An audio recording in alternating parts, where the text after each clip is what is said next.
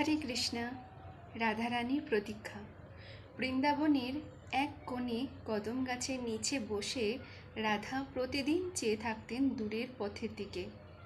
কখনো গোধূলি নামে, কখনো রাত পোহায়, কিন্তু তার চোখের অপেক্ষা আর ফুরোয় না।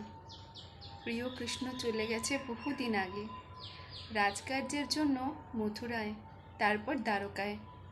কিন্তু রাধার হৃদয় এখনও বাঁশির সুরে বাঁধা পড়ে আছে। একদিন ললিতা জিজ্ঞাসা করেছিল, রাধে, সে তো ফিরে আসবে না, আর তুমি কেন এখনো অপেক্ষা করো? রাধারানী মৃদু হেসে বলেছিলেন, যে ভালোবাসা সময়ের বাঁধনে বাঁধা পড়ে না, সেটাই তো সত্যিকারের প্রেম।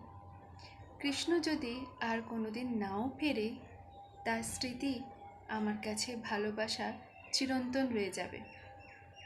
রাধার প্রেম ছিল নিঃশর্ত, কৃষ্ণের অনুপস্থিতিতেও অটুট।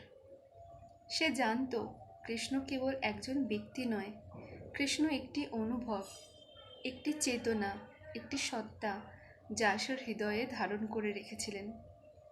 বছর কেটে যায়। একদিন সন্ধ্যায় হঠাৎ মেঘ জমে, বাতাসে বাঁশির সুর ভাসে। বৃন্দাবনের মানুষ অবাক হয়ে শোনে সেই সুর। কদম গাছের নিচে রাধা চোখ বুজে বলে ওঠে, সে এসেছে। কৃষ্ণের শরীর হয়তো ফিরে আসেনি, কিন্তু তার সুরে, তার স্মৃতিতে, তার চেতনায় রাধা আজও প্রতিদিন তাকে খুঁজে পায়। রাধার প্রেম কখনো কোনো দাবি চায় না, সে শুধু অনুভব করে। এই অনুভবই রাধাকে করে তোলে চিরন্তন প্রেমের প্রতিমূর্তি। হরে কৃষ্ণা। রাধে রাধে।